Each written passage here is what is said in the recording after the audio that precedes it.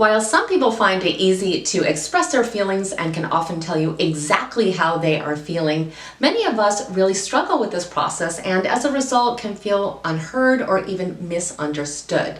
So today we're going to be talking about 8 different reasons why we may be having difficulty expressing our emotions and how we can learn to push past them.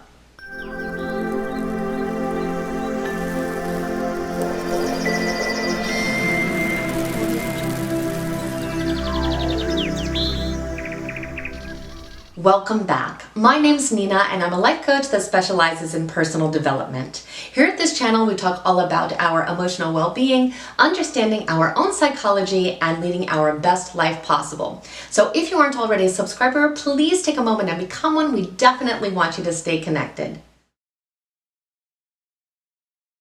I truly believe that when we can really understand why we are having difficulty expressing our feelings, it can make it significantly easier to reverse the behavior and to start to break through these roadblocks. So let's go ahead and talk about the 8 top reasons why we may be struggling in this area. The first one is the desire to be a martyr. Now with this one, we think we have good intentions because we are trying to kind of protect someone from knowing that what they are doing or what they are saying is hurting us or harming us in some way. So we are trying to conceal them from the truth, trying to protect them from the truth.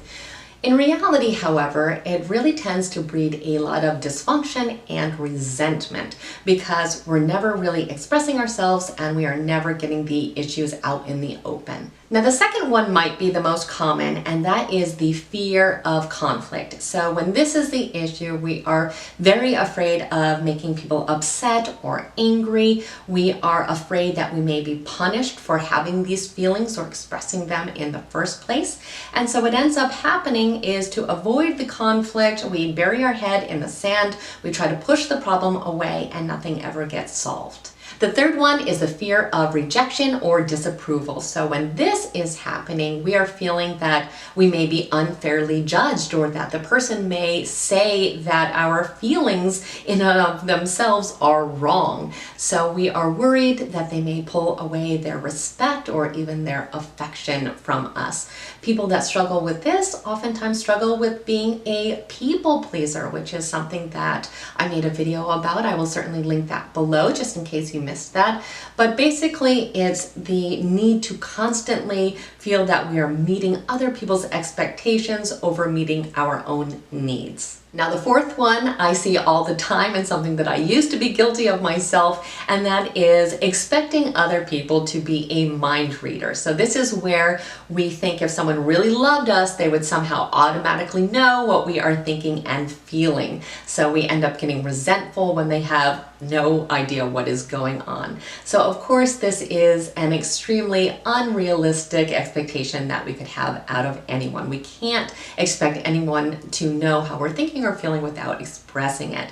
So that's something that we definitely need to get past if it's something that is holding us back right now. Now the fifth one is hard to admit when we are doing it, but it is the habit of being passive aggressive. So this is when we fail to truly express our feelings. So instead, we're going to hold in all these negative emotions and give little hints and signals to other people that we want them to pick up on in hopes of making them feel guilty. So we may give them the silent treatment or be pouty or grumpy, but we want them to really see these signs in a way. We want them to notice that our life is really, really difficult right now, and we want them and expect them to pick up on all these signals, which of course is extremely unhealthy for any relationship. So we want to make sure in this case that we are actually truly expressing our feelings. The sixth reason is that our self-esteem is suffering. So we may not believe that we are